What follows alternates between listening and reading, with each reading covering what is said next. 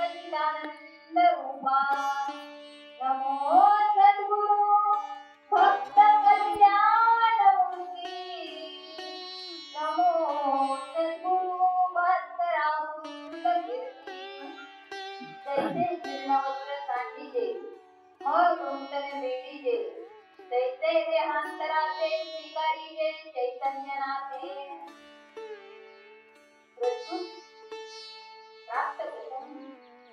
प्राप्त आणि प्राप्त प्रवचनरूपी सेवेसाठी निवडलेली ओवी दुसऱ्या अध्यायातील 44 क्रमांकाची ही ओवी आज या ठिकाणी सत्याची प्रवचनरूपी सेवेसाठी निवडली आहे.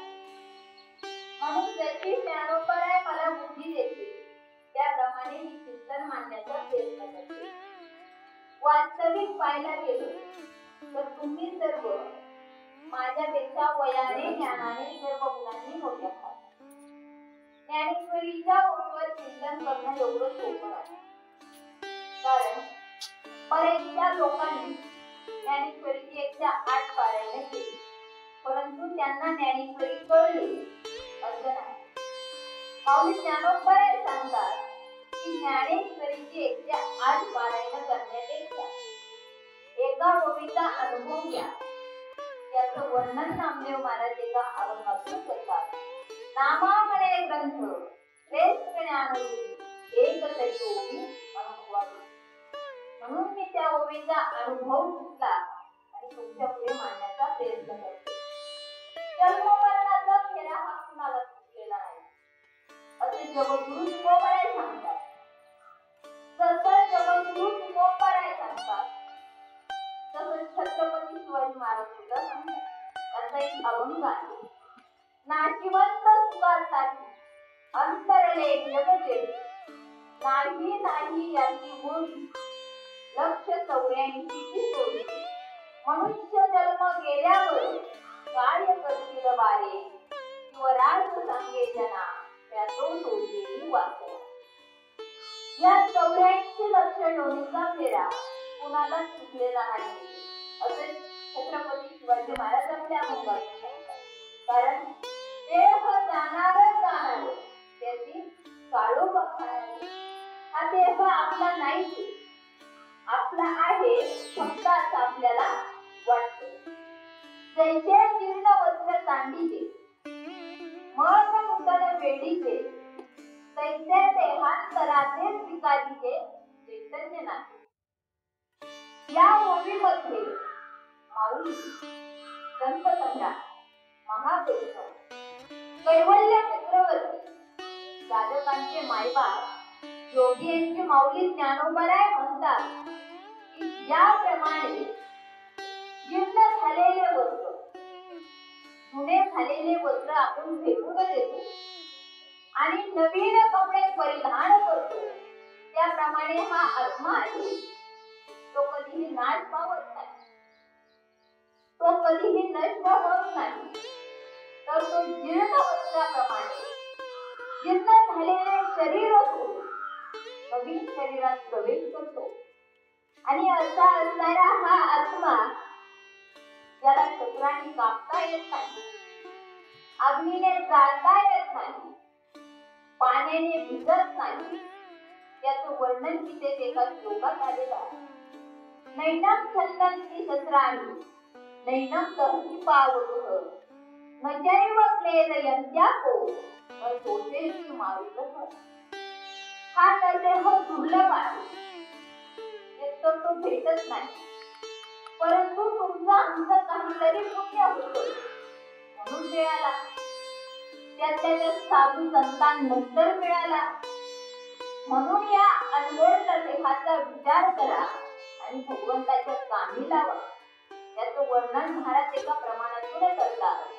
मुखी अमृताची वाणी देह देवाचे कारण. जर तुम्ही या नरदेहाचा विचार केला नाही किंवा भगवंताच्या कामी लावला नाही तर हा नरदेह कसा आहे. तर तुकाराम महाराज त्याचं वर्णन एका अभंगात करतात. हा देह नाशिवंत मलमूत्राचा बाधा घातले रे कर्मचित संगा चांदा रव रव झुलले रे अमंगळीचा माझा मरत्या हरिहारा चरण जाळी गोविंदा वरिले मदलता सोम सोम रे बाळा नाचकाय चुकाय सरकाय त्याच्यात आपला तर नाही मग काय तर देव हे काळाचे धन कुबेराचे तेथे मनुष्याचे काय असो म्हणजे युद्ध आपलं काहीच नाही मग इथं आपण फक्त आहे असं आपल्याला वाटतं इथं आपलं काहीच नाही मग या नरदेहाचा आपण कितीही मेकअप केला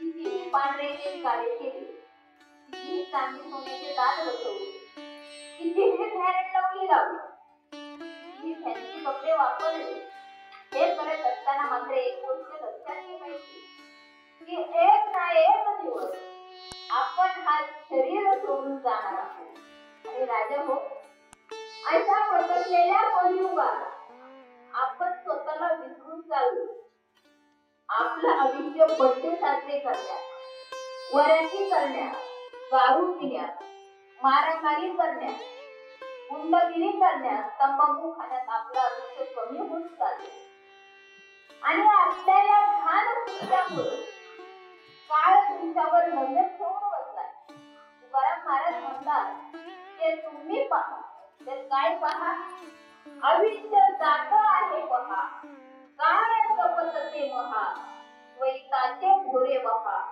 ध्यानी राहासी हरी म्हणजे तो काळ आपल्याला खात चाललाय म्हणून अनेक अभंगाद्वारे आपल्याला सावध करण्याचा प्रयत्न करत आहे की हा नरदेह दुर्लभ आहे आणि तो एक ना एक दिवस जाणार आहे नरदेह दुर्लभ जाणार त्याचा वर्षाची गणना त्यामध्ये दुःख यातना तुम्ही आठवा मधुसूदना हा नरदेह भगवंताने आपल्याला दिला तो कशासाठी तर नामस्मरण करण्यासाठी पुण्य कर्म करण्यासाठी पण आपण त्याचा उपयोग फक्त भोजनासाठी केला म्हणून महाराज म्हणतात देवे दिला देह भोजना गोमठा तोया झाला भांडा बाजी नुसता देहच नाही दिला तर काय काय दिलं दिले इंद्रिय हात पाय कान डोळे मुख बोलाया वचन येणे तू जोडशी नारायण नाचे जीवनपण बोलला देवाने आपल्याला सर्व इंद्रिय व्यवस्थित आणि विश्लेष दिला म्हणून हा नरदेह त्याचे दुर्लभ आहे तो नरदेह आपल्याला भगवंताचं भजन करण्यासाठी दिलाय पुण्य कर्म करण्यासाठी दिलाय आता जास्त पाप कराल तर नरकाची प्राप्ती जास्त पुण्य कराल तर स्वर्गाची प्राप्ती आणि हे दोन्ही तयार होण्यासाठी पाप पुण्य समान असावं लागतं पाप पुण्य समान असणे तरीच पावित्र्य कर्म पुण्य कर्म करण्यासाठी भगवंताने आपल्याला हा देह दिला तर मग पुण्य कर्म कोणी हो तर आषाढी कार्तिकीची वारी करा गळ्यात पवित्र अशी तुळशीची माळ घाला कपाळाला गोपीचंदन टिळा लावा आणि भगवंताचं नामस्मरण करा आई वडिलांची सेवा करा सर्व आहे पुण्य कर्म जवळ हे सकळ सिद्ध आहे हात चालावया पाय तव तू आपले द्वैत पाये तीर्थयात्रा जायो ही झाली पुण्य कर्म तर मग आता पुण्य कर्म करत असताना भगवंताचं नामस्मरण केलं पाहिजे आता नामस्मरण करायचं मग कसं नामस्मरण करणारे भक्त माझ्या देवाला आवडतात आणि नामस्मरणाच्या जोरावर भगवान परमात्म्याला वाकावू लागतात माझी शबरी माता महिला समाजाची इतकी भक्ती केली की देवाला यावंच लागलं ज्यावेळेस माता नरसिंहचा अंतकाळ जवळ आला मातांनी सांगितलं, शबरी, आता मी खूप लांबच्या प्रवासाला जाणार आहे. तेव्हा शबरी माता म्हणाल्या, तुम्ही गेलात तर मी काय करू? तेव्हा माता गौरीने सांगितलं की फक्त प्रभू रामचंद्रांची वाट बघ, कारण या आश्रमात प्रभू रामचंद्रांशिवाय दुसरं कोणी येणार नाही आणि येऊही शकत नाही. तेव्हापासून शबरी माता प्रभू रामचंद्रांची वाट बघू लागली.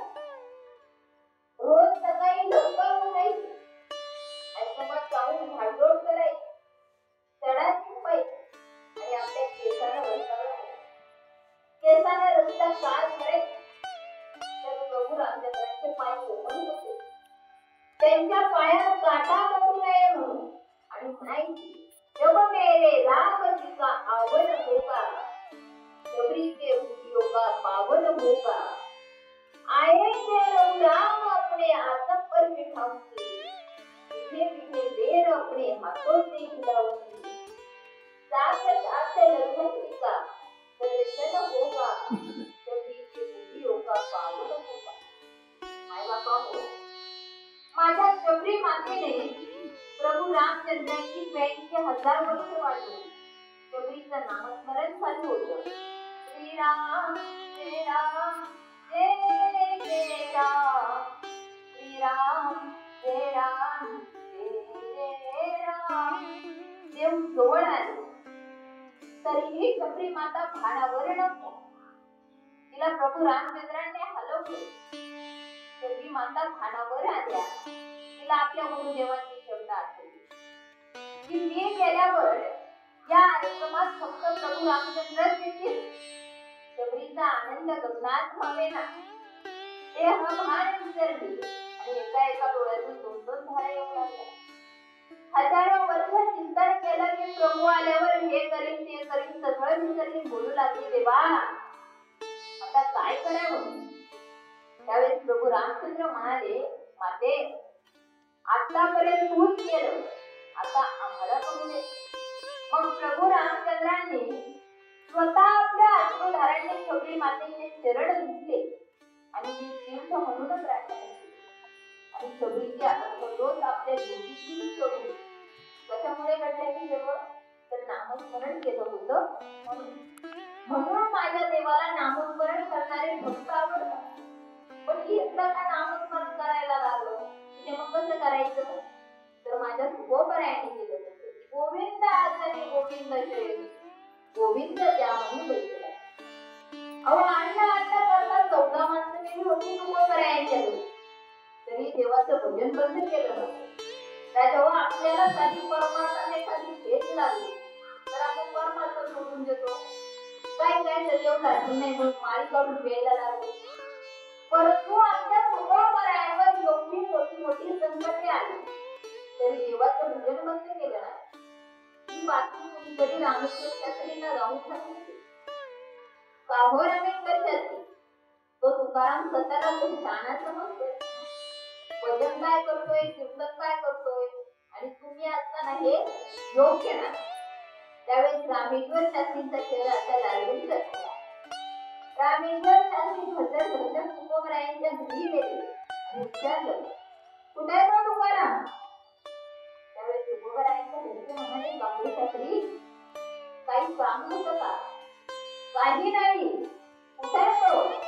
ते आत्ताच संपून गेले. कोणत्या दिशेने गेले? या दिशेने गेले. लगेच रामेश्वर शास्त्री त्या दिशेने गेले आणि कुठून तरी आवाज येत होता, पांडुरंग हरी, पांडुरंग हरी. त्यावेळेस बघितलं रामेश्वर शास्त्री आणि रागवून म्हणाले, अरे तुझ्या एवढ्या खाणीक देवाचं नाव घेतो. त्यावेळेस तुकोबराया म्हणाले, शास्त्रीजी मी नाही गेले, मग माझ्या जिभेला सवय कशी लागली आहे. अच्छा हा तुझी जिभा तोडून काढतो बाहेर. त्यावेळेस रामेश्वर शास्त्री तुकोबरायांची जीभ धरली आणि बाहेर ओढला. तेवढ्यात आतून आवाज येऊ लागला, त्यावेळेस रामेश्वर शास्त्रींना कळालं की हा कोणी सामान्य पुरुष नाही तर साक्षात विष्णूचा अवतार दिसतो. म्हणे रामेश्वर भट्ट तुझ्या तुका उचलून आणली. त्यावेळेस रामेश्वर शास्त्रींनी तुकोबरायांचे पाय धरले आणि म्हणाले, तुकोबरा, मी तुम्हाला ओळखू शकलो नाही, मला आता तुमच्यापासून वेगळं करू नका, क्षमा करा तुकाराम महाराज, करा क्षमा कराल महाराज तुम्ही. त्यावेळेस तुकोबराय म्हणाले, शास्त्री होता, जाऊ द्या, माणूस हा चुकीचा पुतळा आहे, तुका या माणसाकडूनच होता, पण मी काही म्हणालो का? मी फक्त एवढंच सांगत होतो की मी नाही घेत त्या देवाचे नाव, तर मग माझी वाचा अनावर झाली होती आणि माझं ऐकायलाच तयार नव्हती. माझी मदत झाली अनावरी वाचा, छंद या नामाचा घेतला. म्हणून आमच्या तुकोबरायांनी एवढं नामस्मरण केलं, त्यांच्या घरी एवढी माणसं नेली होती तरी त्यांना काही फरक पडला नाही. त्यांनी कधी दुःख व्यक्त केलं नाही, कारण ही ताकद देवाच्या नावात आहे ना, हीच ताकद, तेच सामर्थ्य आमच्या तुकोबरायांच्या नावात आहे. कारण तो यमदूत तुकोबरायांच्या नावाला एक काळ असा आला की यमधर्मांनी यमदूतांना सांगितलं, गाडी आपलं गिराईक घेऊन या. त्यावेळेस यमदूत निघाले मृत्यू लोकात. त्यांना कसं काय कळलं कुणाच नव्हतं. ज्यांची नावं यमदूताच्या यादीला लागली होती ना, ते सर्वच्या सर्व पळत सुटले पंढरपूरला रामदेवरायांच्या दिंडी आणि ओरडू लागले, महाराज महाराज वाचवा. त्यावेळेस नामदेवराय म्हणाले, अरे काय झालं तुम्हाला ओरडायला? त्यावेळेस ती माणसं म्हणतात की आमची नावं यमदूताच्या यादीला लागली आहेत. त्यावेळेस नामदेवराय म्हणाले, मी तुम्हाला वाचवतो, परंतु तुम्हाला गळ्यात तुळशीच्या माळा घालाव्या लागतील. तेव्हा त्या माणसांनी 2-2 तुळशीच्या माळा घातल्या आणि शर्टच्या वर. त्यावेळेस नामदेवराय म्हणाले, आता घाबरू नका. त्यावेळेस यमदूत मृत्यू लोकात आले. खाली आले तेव्हा त्यांनी चौकशी केली, ते रामभाऊ शंभाऊ कुठे राहतात हो? हे तर 2 दिवसापूर्वी पंढरपूरला गेले आहेत. त्यावेळेस यमदूतांना टेन्शन आले. यमदूत विचार करू लागले, कधी हरिपाठाला जात नव्हता, कधी प्रवचनाला जात नव्हता, कधी कीर्तनाला जात नव्हता, एकही तमाशा चुकवला नाही. यज्ञाला 40 कोटी रोज पुरत नव्हता. पंढरपूरला गेले कसे काय? त्यावेळेस यमदूत निघाले पंढरपूरला, पोचले पंढरपुरात. त्यावेळेस नामदेवरायांचं लक्ष त्या यमदूतांकडे होते. त्यावेळेस नामदेवरायांनी त्या यमदूतांना बघितलं आणि त्या माळकऱ्यांना म्हणू लागले, ए नवीन माळकऱ्यांनो, आले बघा तुमच्यासाठी. त्यावेळेस ती माणसं म्हणाले, आता काय करायचं महाराज? त्यावेळेस नामदेवराय म्हणाले, घाबरू नका, एक काम करा, पताका उंच करा, उंच पताकांचे झाड त्याने कोणती मोठी करा. पताका उंच केल्याबरोबर यमदूत पळत सुटले डायरेक्ट वाकूच्या घाटापर्यंत. तिथे त्यांनी मीटिंग घेतली, आणि आपल्याला तुळशीच्या माळा घालून घाबरवताय, नंतर पताका उंच करून घाबरवताय, एक काम करा, घाबरू नका, तयारी करा. त्यावेळेस यमदूत निघाले तयारी. नामदेवराय त्यांच्या समोरच होते. नामदेवराय सतत शकून नाही यमदूतांकडे गेलं. त्यावेळेस नामदेवराय म्हणाले, आले बघा तुमच्यासाठी. त्यावेळेस ते माळकरी पताका उंच करू लागले. त्यावेळेस नामदेवराय म्हणाले, आता पताका उंच करून जमणार, खरंच सांगा तुम्हाला मनापासून जगायचे का? मग काय करायसाठी माळा घातले होता महाराज? काही जरा पण वाचवा. त्यावेळेस नामदेवराय म्हणाले, आता पताका उंच करू नका, तर भगवंताच्या नामाचा जयघोष करा.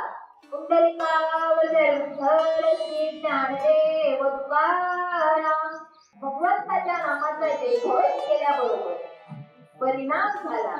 धड धड धड धड धुडू धुडू धुडू धुडू, धड धड धड धड धुडू धुडू धुडू धुडू, कळी सुटला कळी काळा बापुडी आरे, शिवनाम चितळ मुकीचे नितागा पडी आरे.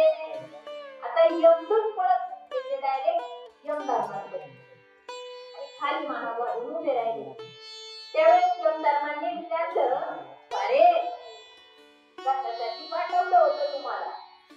मोकळ्या हाताने आला. कारण ज्यांची नावं आपल्या यादीला लागली आहे ना ते सगळेच्या सगळे पंढरपूरला गेले. मग तुम्ही का नाही गेला? तर अडचण आहे ना महाराज, गेला होतो पण तो दिल्लीचा मालक आहे ना नामदेव राय, तो आम्हाला आदर्श घेऊन देत नाही. तू तर सांगत असे यमा, दिल्ली पुढे चाले ना तो नागवी तो आम्हा खरं सांगताय का? तुमची शपथ महाराज. अजून काय करतात? तर आम्ही गेल्याबरोबर त्यांनी तुळशीच्या माळा घातल्या, त्याही चर्चेवरच आहे. अजून काय करतात? तर पताका उचलतात आणि भगवंताच्या नामाचा जयघोष करतात. मग एक काम करा, जे लोक अखंड भगवंताच्या नामाचा जयघोष करतात ना त्यांच्या गावात काय तर ते सुद्धा जाऊ नका. नका जाऊ तया गावा, नाम धारकाच्या शिवा दर्शन यावा. त्यांच्या गावात काय पण त्यांच्या शिवेवर सुद्धा जाऊ नका. तुकाराम तुकाराम नाम घेता कापे येऊ, धन्य तुकोबा समर्थ येणे केला हा पुरुष. मी तर म्हणते आपण जर तयार तुळशीची माळ नसेल ना तर मेल्यानंतर आपण आहे ना तुळशीचं पान घालण्याच्या ऐवजी कोणती पकडा घातली पाहिजे. मग जिवंत असताना आपल्याला गळ्यात तुळशीची माळ घालायला काय हरकत आहे? कारण तुळस मेल्यानंतर तर पवित्र करते. जर आज गळ्यात तुळशीची माळ घातली तर आज नाही का पवित्र होणार? त्यामुळे गळ्यात तुळशीची माळच पाहिजे. कारण तुळस ही भगवंताला प्रिय आहे. अति प्रिय आवडे तुळशी बुक्का, तैची प्रीती करे थोड्या प्रिया.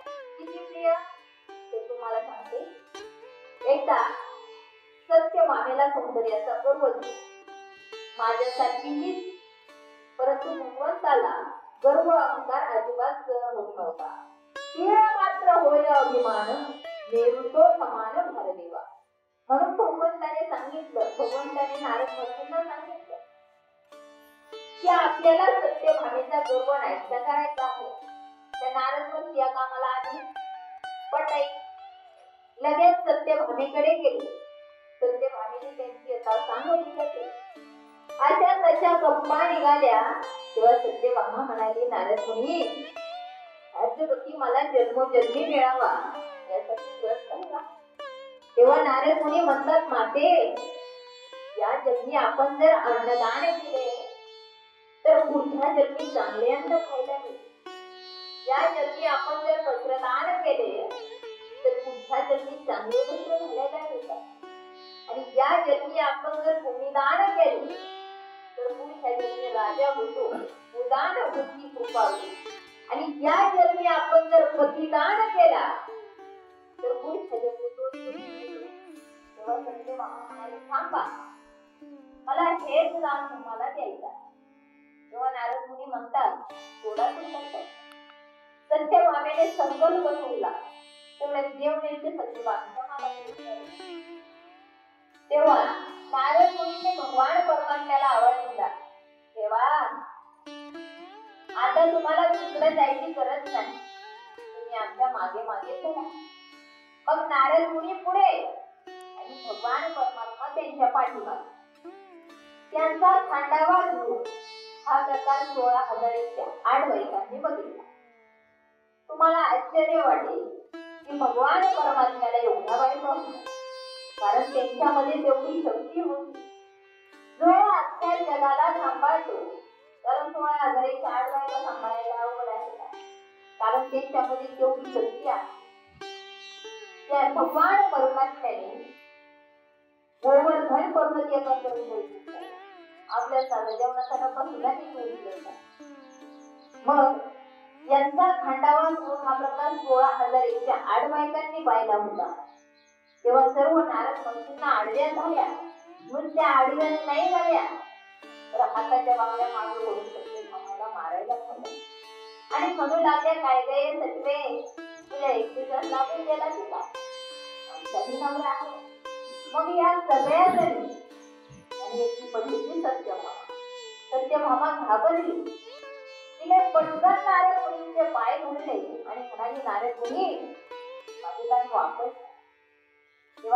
मुनी म्हणतात एकदा दिलेलं दान जर परत घ्यायचं म्हणलं तर पाप लागतं. तेव्हा सत्यभामा म्हणाली काहीतरी मार्ग सांगा. तेव्हा नारद मुनी म्हणतात की भगवंताच्या वचनाइतकं सुवर्ण मागू. एवढंच ना, पटकन आपल्या मालांचे जेवढं काही सोनं होतं एवढं घेऊन आलं. भगवंताच्या मागा इतकं तरच व्हायला एका पारड्यात भगवंताला बसवली आणि एका पारड्यात 16,107 तरी भगवंत काही बोलले नाही. पारड काही उचलला नाही. राहिल्या भगवंताचं नामस्मरण करीत त्या जोडी बागेत बसल्या होत्या. श्री कृष्ण गोविंद हरे मुरारी हे नाथ नारायण वासुदेवा. श्री कृष्ण गोविंद हरे मुरारी हे नाथ नारायण वासुदेवा. आई साहेब लवकर चला, रुक्मिणी तुम्ही स्वस्त कशा बसल्या, उठा की चला. हे ऐकून लगेच रुक्मिणी माता उठल्या. त्यांना कळलं की आपला शारंग अर्पण ऐकून सखेची ब्रह्मवाणी अर्पण केला शारंग पाणी, उठा की चला. हे ऐकल्यानंतर मालक गेल्यानंतर त्यांनी बघितलं की सोन्याने पारड भरला तरी भगवंत काही तोलले नाही. मग रुक्मिणी मातेने सर्व सोनं बाजूला केलं आणि त्या पारड्यात एक तुळशीचं पान टाकले. भगवंत लगेच तोलले गेले. तुळशी पात्र पारडे घेतला माधव झाला बरोबरीचा. जर भगवंताला तुळस एवढी प्रिय असेल तर आपल्याला गळ्यात तुळशीची माळ घालायला काय हरकत आहे का? अहो तुळशीच्या पानाने भगवान परमात्मा बोलला तर आपण का तोडू शकत नाही. म्हणून राजा गळ्यात पवित्र माळ घातली पाहिजे आणि चित्र पुण्य करून आई वडिलांची सेवा करतात. कारण आई घराचं मांगल्य असते तर बाप घराचं अस्तित्व असते. कारण वडील पप्पा डॅडी पिता लिहायला बोलायला खूप चांगलं वाटतं पण आपण जाणून बुजून शब्द उच्चारतो म्हणजे बाप. होय होय बाप याच बापामध्ये थोडं आई घराचं मांगल्य असते तर बाप घराचं अस्तित्व असतो. पण घरच्या या अस्तित्वाला खरं तर आम्ही कधी समजून घेतलंय का? वडिलांना महत्व असून सुद्धा त्यांच्याविषयी जास्त बोललं जात नाही, लिहिलं जात नाही. कोणताही व्याख्याता त्यांच्याविषयी जास्त बोलत नाही, लिहित नाही. पण कोणताही व्याख्याता आईविषयी बोलतो. संत महात्म्याने आईचेच वळवे आले आहे. तेव्हा ठिकाणी आईचेच तोंड भरून कौतुक केले आहे. चांगल्या चांगल्या गोष्टींना आईचेच उपमा दिली आहे. पण वडिलांविषयी त्या बापाविषयी पुढे जास्त बोललं जात नाही, लिहिलं नाही. काही लोकांनी बाप रेखाटला तरी ताकद व्यक्ती मारझोड करणारा. समाजात 1-2% बाप असे असतील तर चांगल्या बापाबद्दल काय, चांगल्या विद्याबद्दल काय. आणि वेळ अजूनचे पाठ असतात तर वडिलांकडे संयमाचे थाट असतात. आई रडून मोकळी होते पण सांत्वन वडिलांनाच करावं लागते. कारण रडणाऱ्यापेक्षा सांत्वन करणाऱ्यावरच जास्त ताण असतो ना. कारण प्रतिपेक्षा जास्त समय लागते ना. पण ते डोकीलाच मिळतं.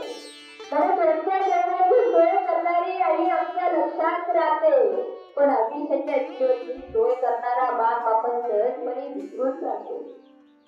आई सर्वांसमोर रडते, वडिलांना रडता येत नाही. स्वतःचा बाप वारला तरी वडिलांना रडता येत नाही कारण भावंडांना जपायचं असतं. स्वतःची आई वारली तरी वडिलांना रडता येत नाही कारण बहिणींचा आधार व्हायचं असतं. स्वतःची पत्नी जर अर्ध्यामुळे सोडून गेली तरी वडिलांना रडता येत नाही कारण पोरांसाठी अश्रूंना आवर घालावी लागते. जिजामातेने शिवाजी राजे घडवले असं अवश्य म्हणावं पण शहाजी राजांची ओढताण विसरून चालणार नाही. देवकीच्या यशोदेचे बंदूक अवश्य करावं पण पुरातून डोक्यावर पोराला घेऊन जाणारा वासुदेव लक्षात ठेवा. व्हावा.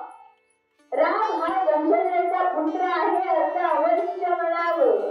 पण वियोगात तडफडून मरण पावणारा तो पिता दशरथ होता. अरे वडिलांच्या काचा चिंतेल्या चप्पलकडे पाहिलं तर त्यांचं प्रेम आठवतं. त्यांची फाटकी बनियान पाहिली की असं वाटतं की आपल्या नशिबाची छिद्रे त्यांच्या बनेरीवर पडले आहे. दाढी वाढलेला चेहरा त्यांची काट कसर दाखवतो. मुलाला ड्रेस घेते, मुलीला पॅन्ट घेते, पण स्वतः मात्र फुटलेली पॅन्ट वापरायला काढते. दाढी वाढलेला चेहरा त्यांची काट कसर दाखवतो. मुलगी पार्लर मध्ये 90-100 रुपये खर्च करते. मुलगा सलून मध्ये 100-300 रुपये खर्च करतो. पण त्याच घरातील बाप दाढी करायचा साबण संपला तर आंघोळीच्या साबणाने दाढी करते. अनेकदा पाणी लावून दाढी करतो. बाप आजारी पडला की तो पटकन दवाखान्यात जात नाही. कारण त्याला वाटतं की मुलीचं लग्न आहे, मुलाचं काही शिक्षण आहे, घरात उत्पन्नाशिवाय दुसरं साधन नसतं. कारण आई घराचं मांगल्य असते तर बाप घराचं अस्तित्व असतो. धक्का लागला, ठेच लागली की आई घर हा उद्गार आपल्या तोंडातून बाहेर पडतो. पण हायवे रोडने रस्ता क्रॉस करत असताना जेव्हा एखादा ट्रक अचानक ब्रेक टाकतो तेव्हा बाप रे शब्द आपल्या तोंडातून बाहेर पडतो. कारण छोट्या छोट्या संकटांसाठी आई चालते तर मोठी मोठी वादळे पेटताना बापच होते. कारण कुठल्याही मंगल प्रसंगी घरातील सर्व मंडळी जातात तरी मैताच्या वेळी बापाला जावं लागतं. मुलीच्या स्थळासाठी उंबरठे झिजवणारा बाप, घरच्यांसाठी स्वतःच्या व्यथा दडपणारा बाप खरंच किती ग्रेट असतो ना. कारण आई घराचं मांगल्य असेल तर बाप घराचं अस्तित्व असतो. कुठल्याही परीक्षेचा निकाल लागला की आई जवळची वाटते. कारण ती कौंटाळते, जवळ घेते. पण उठून जाऊन देण्याचा पुढा आणणारा बाप कुणाच्याच लक्षात येत नाही. कारण बाप असतोच तसा. वरच तरी तो कितीही काटेरी वंशासारखा दिसत असला तरी आतून मात्र मऊ गळ्यांसारखाच असतो. म्हणून एका कवीने सुंदर वर्णन केलं आहे. बाप स्वाभिमानी बाळा त्याचा गडघरगणा, त्याच्या काळ जात सुद्धा उंची संवेदना, त्याची पहाडाची छाती, त्याचे हृदय लागण, त्याच्या घामाच्या ठिपाणा हिऱ्या मोत्याचा रुबाब. बाप तलवार ढाल, बाप पेटती मशाल, बाप जागते म्हणून झोपते चाल. तुला ढाली करतो हा बाप फक्त घरासाठी. शिव्या सापला जगाचे बाप घेतो सारे माही. घर बाळगोनी मुले यांना सांभाळण्यासाठी बाप होतो पिता एका एक पैशासाठी. बाप मनले जगुनी वाल्या पोळ्याची जमात. त्याचा बापा मात नाही कोणी वाट करी होत. बाप आपल्याला रडताना कधीच दिसत नाही. तो त्याचे सगळे फक्त एका क्षणासाठी साठवून ठेवतो. तो क्षण म्हणजे बाप साठवतो वाट पाहिली त्या क्षणाची. जन्मभरात रडतो एक जाताना सासरी ज्यांनी जपले मुलांना तर हाती पार गळ्यात अशा बापासाठी आम्ही खोटी आसने डोळ्यात बाप थकल्यावरती त्याचा बनावे आधार नाही उपयोग पुन्हा किती घातले पितर बाप मनले जडुगी एक झाडच आबोली बाप मनले मुलांची जणू अनंत माऊली बाप हा खूप स्वाभिमानी असतो म्हणून राजा हो आई वडिलांची सेवा करा. आतापर्यंत जे काही मी तुमच्या समोर कीर्तन मांडलं सगळं विसरला तरी चालेल पण जाताना मी तुम्हाला 3 गोष्टी सांगणार आहे. सांगत आहे सांगणार त्या मात्र विसरायच्या नाही. तर आई वडिलांची सेवा करा, गळ्यात पवित्र अशी तुळशीची माळ घाला आणि प्रत्येकाने एक गायवा. कारण तुम्ही सर्व माझ्यापेक्षा वयाने ज्ञानाने सर्व मुलांनी मोठे आहात. कारण जितनी अपने मेहरबानी की उतनी मेरी अवकाश नहीं. ये तो है कृपा ज्ञानेश्वर महाराज की, ये तो है कृपा जगद्गुरु तुकाराम महाराज की. वर्णा म्हणणे याची कोई पाठ नाही.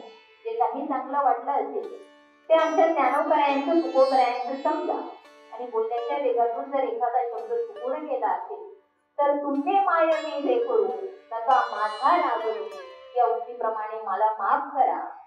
झालेली सेवा माऊलीची ज्ञानोबरायांच्या तुकोबरायांच्या व माझ्या जन्मदात्या मात्या पित्यांच्या चरणी अर्पण करून आणि या ठिकाणी थांबते. पुंडलिकावतर विठ्ठल श्री ज्ञानदेव तुकाराम पंढरीनाथ भगवान की जय. माऊली ज्ञानेश्वर महाराज की जय. जगद्गुरु संत तुकाराम महाराज की जय.